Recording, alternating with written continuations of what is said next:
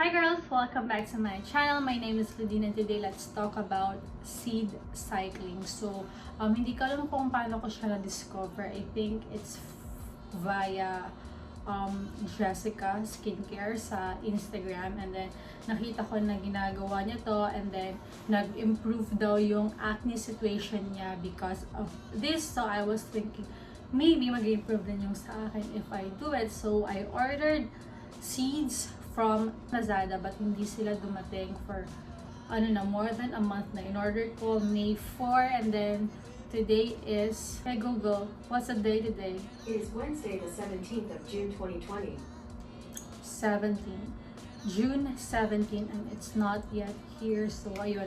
I think nung first, like mga latter weeks na ng May or first week ng June, bumili na talaga ako sa healthy options ng sarili kong seeds kasi hindi na talaga ako makapag-antay kasi I've been breaking out so bad since nag-quarantine. So, nadadepress ako sa totoo lang kasi wala akong magawa. At first, parang ang dami kong mga ideas, ganyan, na gusto kong i-share sa inyo. Ang dami kong mga vlog ideas na gusto ko sanang gawin and gusto kong i-share.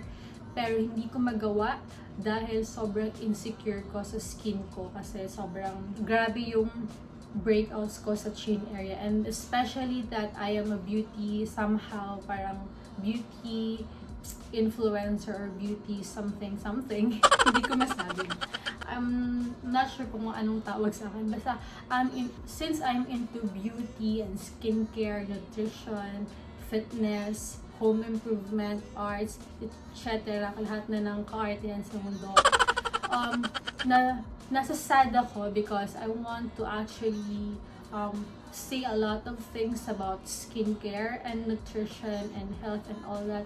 Pero hindi ko alam kung magiging effective ako na influencer because of my current situation. I think nag-start siya nung bumalik ako sa high carb diet ko kasi before I did keto and then super duper nag-optimize yung hormones ko, naging maganda yung cycle ko, yung skin ko and everything, yung mood ko, yung energy level ko, and then nung bumalik ako sa sugar because I am naturally sweet tooth, so ever since nung bata ako, super duper grabe ako sa sweets talaga. So nung bumalik ako sa sa bisyo ko, nagsilabasan yung mga symptoms ko ng hormonal imbalance. Nagkakaroon ko ng longer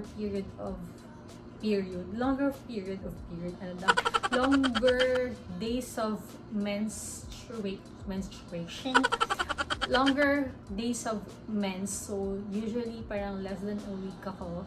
Like yung pinakamalakas ko is like 5 days to 1 week, and then dumating sa point na parang nag-spotting ako ng ilang days, like 3 to 4, 5 days, and then period. So lumalampas ako ng isang week, so parang na-alarm ako na bakit ganito. And then I also started breaking out so much. Like dati naman nagbe-breakout ako pero pa isa-isa ganyan. And then, actually, nagka-acne ako ng severe nung mga 2018 or 2017. And then, nung nag-keto nga ako, nag-clear up yung skin ko. And then, nung nag-stop ako mag-keto, bumalik nga yung ganong symptoms ko. Pero hindi na siya all over my face. Dito na lang siya nag-focus sa part na to, sa chin ko. Yung itong area na to. So, ibig sabihin, it's hormonal imbalance. Kasi, according to Chinese medicine, kapag sa face chart mo, nandito yung breakouts mo sa area na to, it's either may problem ka sa digestion, or may problem ka sa gut and hormonal imbalance. Yun nga yung diagnose ko sa sarili ko. Actually, hindi pa ako nakapagpa-check up sa doctor, so I need to seek medical advice from professional talaga. But for now, since nung nag-ECQ, na-stuck ako sa bahay, hindi ako nakapagpa-check up. So, since magaling naman ako mag-research, so nag-research ako ng sarili ko. And then, dun ko nga naisip-isip na baka nga meron akong hormonal imbalance. So, I'm not sure if may PCOS ako, pero yung symptoms na is parang ganon. And then, I am so eager na ma-normalize yung hormonal imbalance ko, aka magkaroon ako ng normal hormonal balance and equilibrium sa buong pagkatao ko.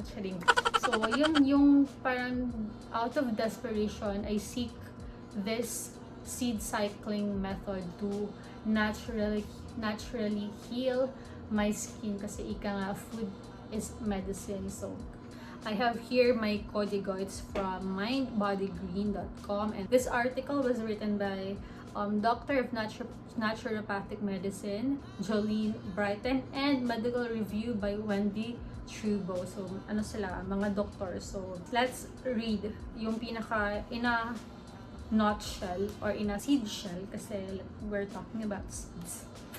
Okay, so seed cycling is the tool for getting your cycle back on track, balancing your hormones, and making those period problems disappear. So, yun yung kiniklaim niya.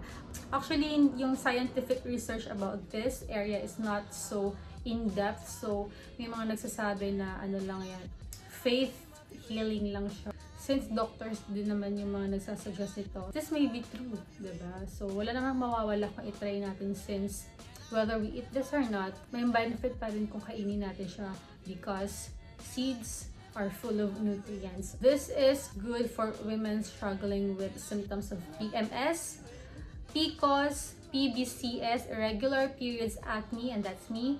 Breast tenderness benefit from adding seed cycling to their routine. So, yung guide na to is for 28-day cycle. So, sinasabi dito, from day 1 of your period, you begin to eat pumpkin seeds and flax seeds. So, ito siya. Ito yung itsura niya.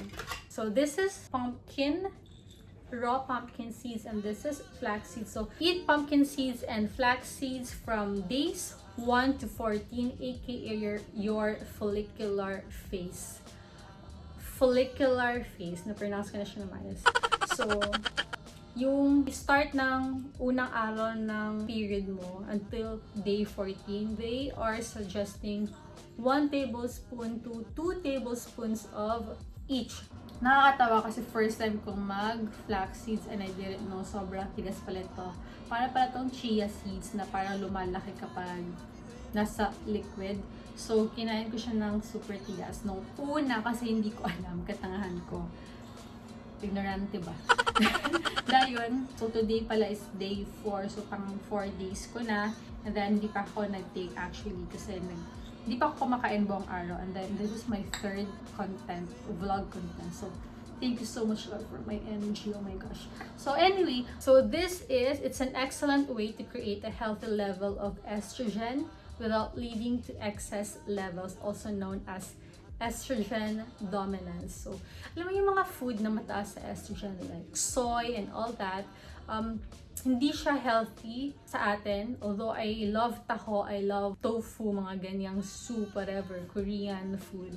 It's actually not healthy. Lalo yung mga soy drinks na full of sugar because it could lead you to estrogen dominance. So, pag nag-over yung estrogen mo, magkakaroon ka ng, of course, hormonal imbalance. So, seeds are rich in essential fatty acids and nutrients like zinc and selenium. So, yung zinc, I've been using zinc since forever. Since nag-keto ako kasi it's one of the supplements na nire-recommend ni Dr. Berg sa mga nagkikito. Pero yun nga, hindi na ako nagkikito ngayon, but I still take zinc for my acne kasi nga mas mabilis mag-heal yung acne kapag nag-zinc ka.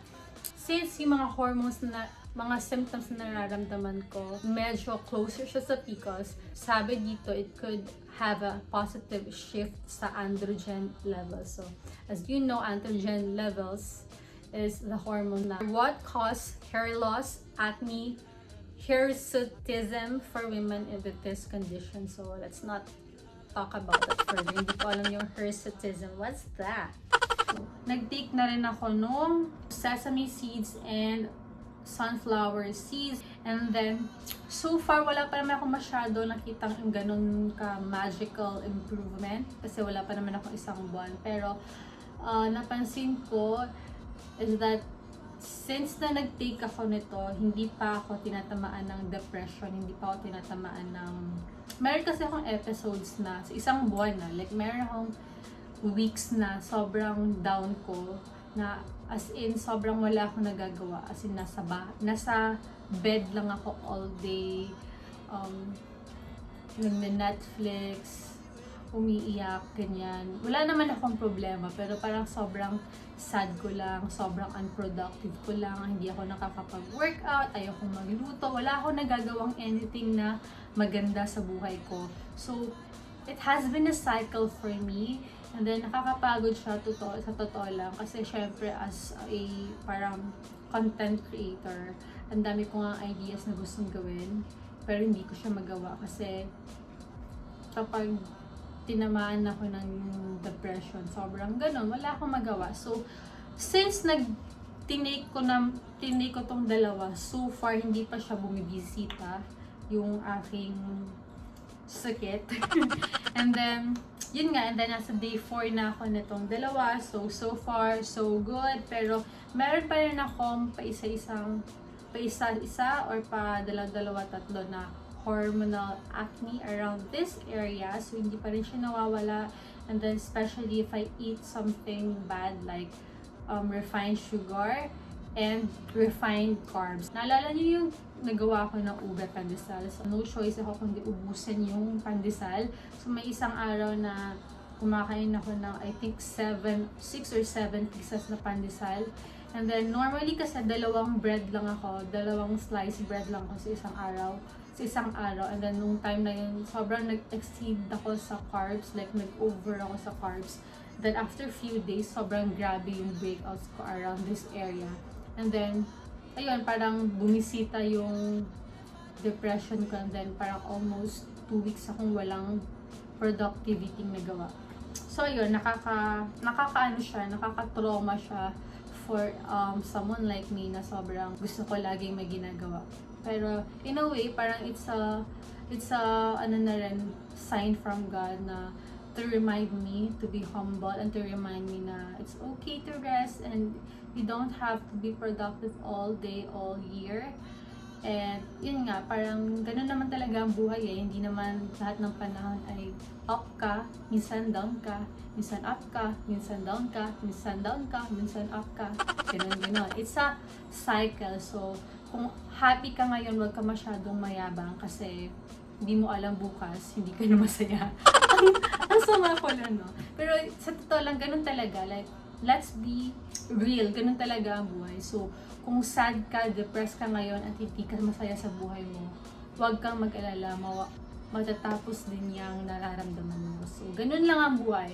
Ganun lang yung cycle ko. So, nawala na ako sa article. So, balik tayo. So, number 2, it says here, the second half of your cycle is your luteal phase. So, follicular is your day 1 to day 14, and your luteal phase is your day 15 onwards.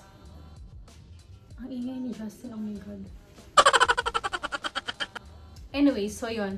So, sa luteal phase naman natin, from day 15 onwards, you take this 2, sabi nga, diba? And then, it says here, okay, so, the second half of your cycle is your luteal phase, when your progesterone levels rise and peak.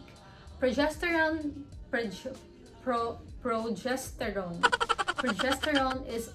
is the hormone. Ang tigas ng video ko, nakakainis. Progesterone is the hormone that is responsible for easing unwanted PMS symptoms like bloating, mood swings, and insomnia. So that is so me. Like, I experienced all those bloating, mood swings, and insomnia really hard, as in super duper hard. Sometimes, pag tinamaan ako ng PMS, wala talaga akong magawa, as in wala. Like, grabe, sobrang irritable ko, sobrang mapapaisip ako na, ang sama ko bang tao? Bakit ko naisip itong mga ganito? Or bakit ganito yung mga reactions ko? Like, sobrang kainis. Anyway, intense yung mga PMS symptoms ko, pero yung depression ko is mas malala kasi even after period, di ba usually after period parang good mood ka, masaya ka, blooming, hindi ka bloated, ganyan. Minsan kapag sumaltik yung depression, girl, kahit after period, wala pa rin talaga akong magawa. So, ang lala niya. Ang lala ng hormonal imbalance ko and mental issues ko. And anyway, so it says here, sesame seeds have been shown to be beneficial for women's hormones even through menopause. Syempre, 27 pa lang ako, so wala pa ako dyan. Wait, 27 lang ba ako? I think I stopped aging nung nag-20 ako. 1993, so 27, 28, 27 yata. Anyway, sesame seeds have been shown to be, design ko. Ito kasi yung code ko, okay? Sesame seeds have been shown to be beneficial for women's hormones, even through menopause. So, sesame and sunflower seeds contain linens and essential fatty acids that support hormones that carry us through the luteal phase. For postpartum moms, postmenopausal women, and those who are experiencing amenorrhea. Oh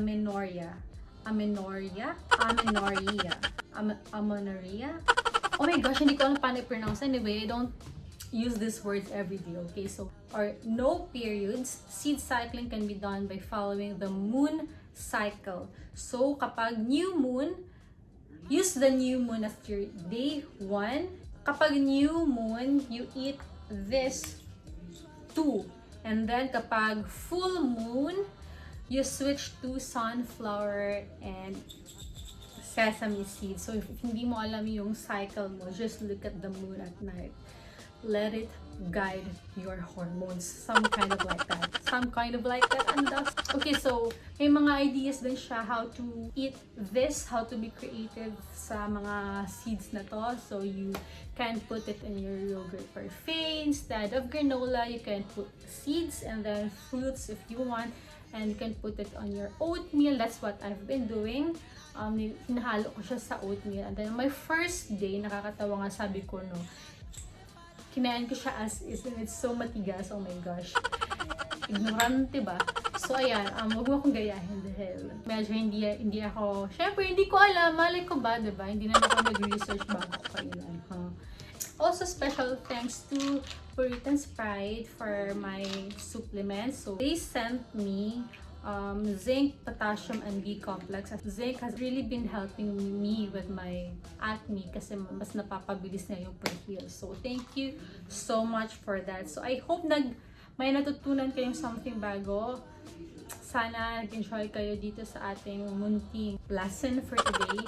And also, please don't forget to like this video and share this to your loved ones na sa tingin nyo ay may hormonal imbalance, PCOS, my PMS, whatsoever. Share this to your girlfriends and girl families out there. So, ayun lang. What else? Comment in the section box kung may mga questions kayo sa akin and may mga suggestions kayo. I really appreciate and I love talking to you guys. I love replying to your comments, especially yung mga may sense talaga na sinasabi.